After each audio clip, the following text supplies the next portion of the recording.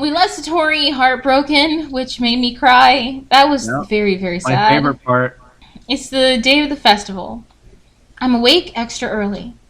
Way too early for Satori to be up. I wanted to surprise him by being all ready when he gets here.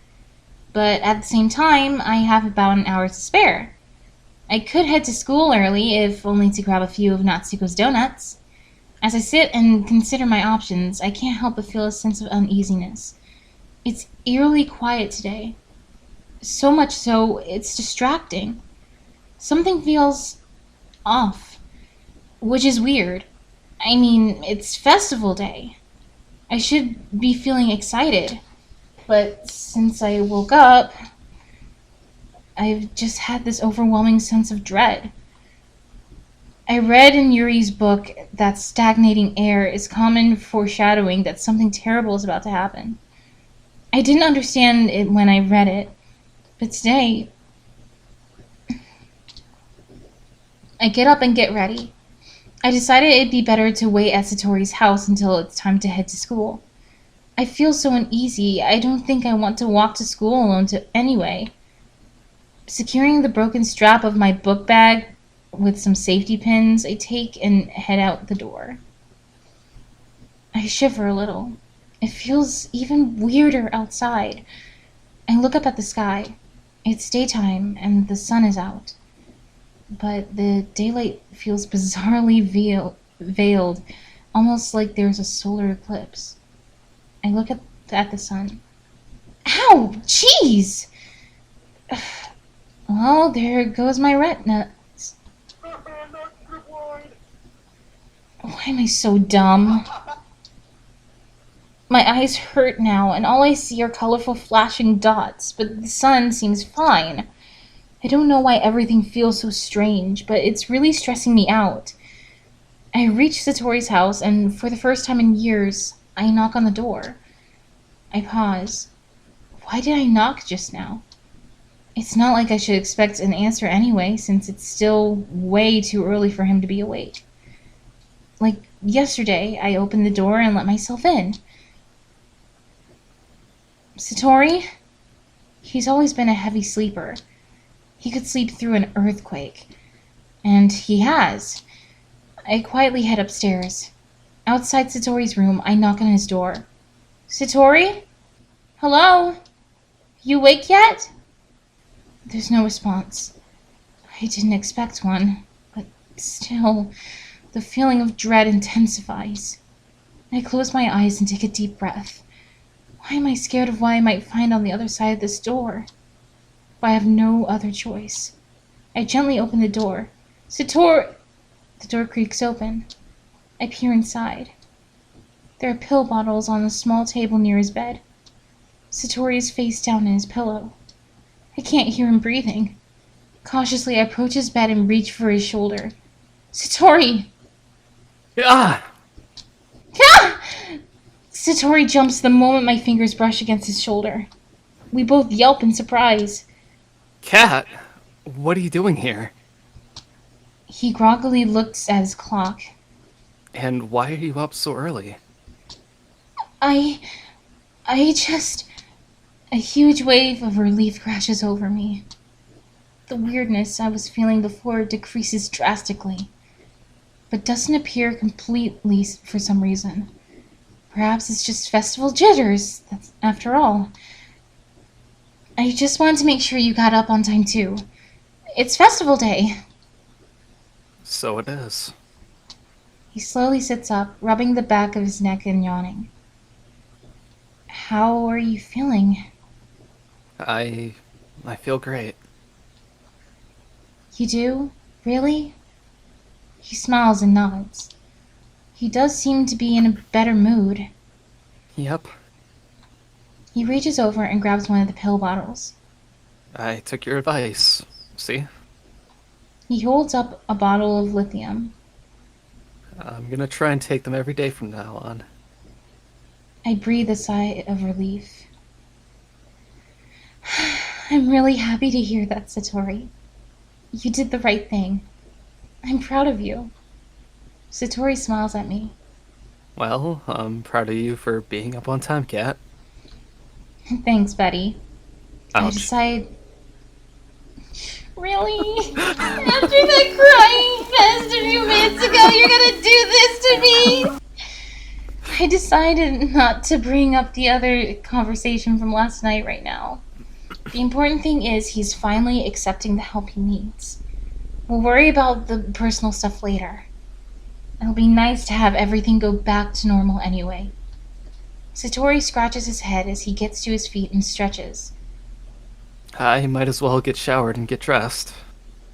Okay. Satori walks past me to his closet and takes out his uniform.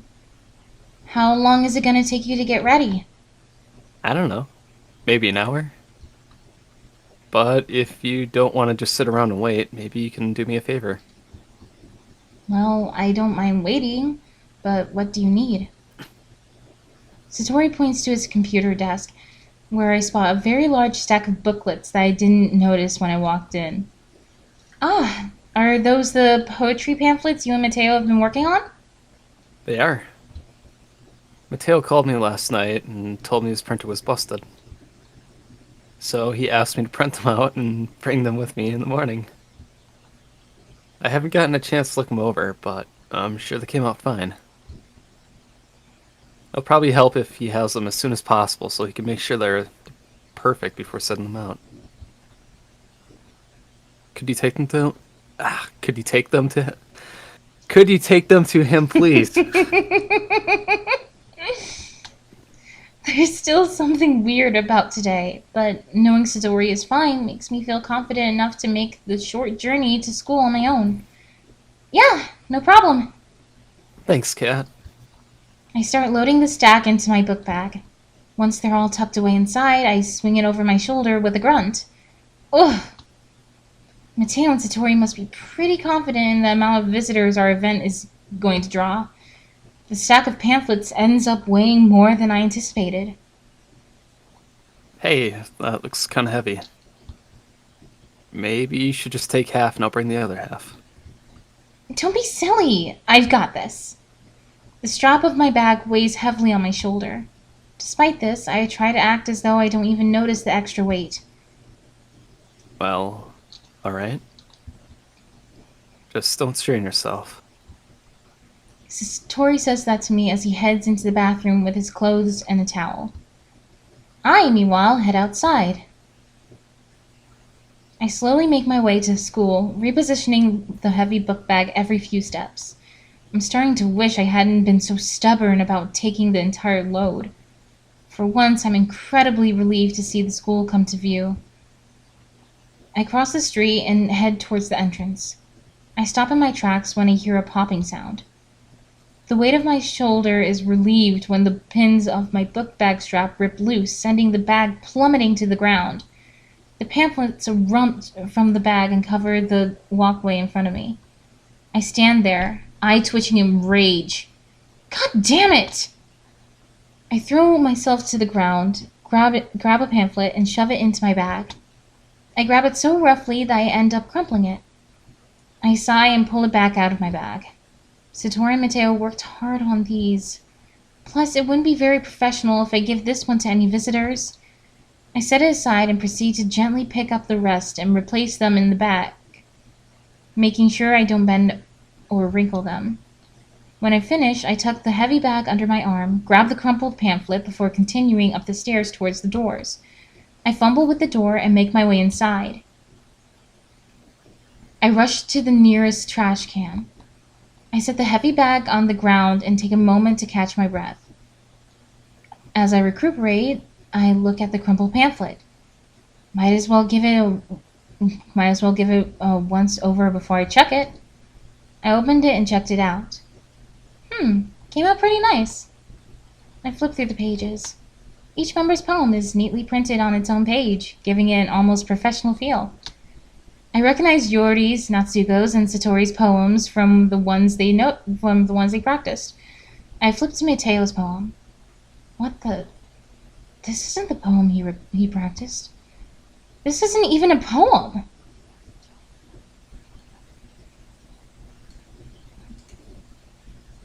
I briefly look over the mess of words and symbols.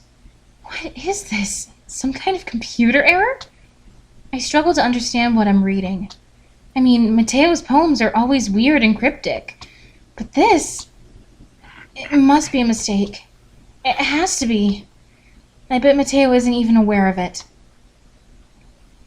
This is clearly some kind of botched CSS code, probably for something along the lines of background color or text alignment, which may be a typo somewhere, and the code is what's making it look like a bunch of mumbo-jumbo.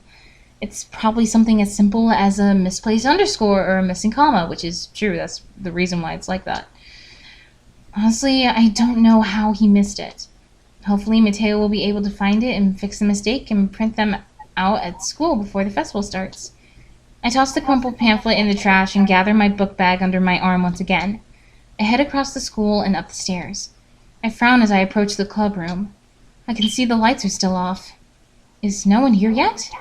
I approach the door and peek through the window. You've gotta be kidding me. Am I really that early? I check the handle. To my surprise, it's unlocked. I shrug. Might as well leave the pamphlets in the room so Mateo can just fix and repaint them when he gets there. Pulling the heavy bag against my chest, I push open the door. Okay, then. That is interesting to see. I thought you said the background's all black. No, in her room.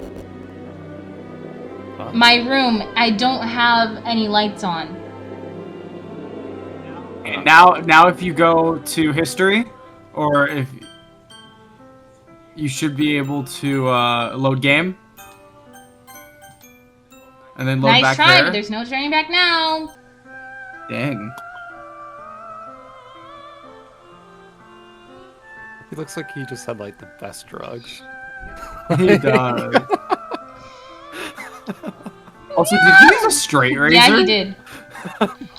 Oh, dang, Sweeney Todd looking I ass. drop the bag to the ground, spilling the pamphlets everywhere once again. But it's impossible to care about that at this point. I can't believe what my eyes are showing me right now. What the hell? What the hell? I suppress the urge to vomit.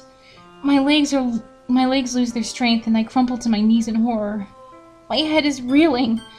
Why would Mateo do this? He never seemed unhappy or depressed. It doesn't make any sense. I don't understand. There's no reason for him to have done this. How could... Oh, what the... What?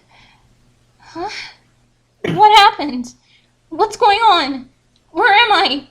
I can't see. I can't move. That's weird. Why isn't this working?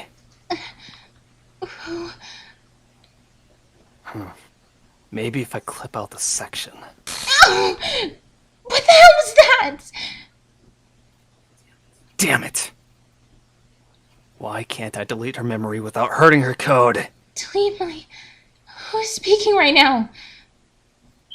I'm not as good at this as I thought I'd be. Hopefully I'll be able to fix it before the game restarts. Hey, I can hear you. Stop ignoring me. Or... It hurts. Stop it. Get out of my head. Get out of my head. Get out of my head. Get out of my head.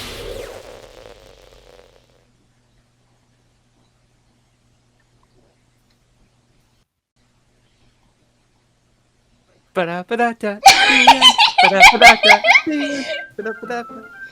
now I have to restart all over again. Gosh dang it. Wait, wait, question. What? We have chapter 2, right? Not yet. Are you sure about that? Dang, I was gonna say we could play chapter 2. No. No, we need to do your route first. Yeah, we need to. You've been Okay. bossing me to do the Yori route first, and you're like, let's Well, do what chapter 2. Okay, well, I know that this footage is not going to be useful, so I'm going to trash it.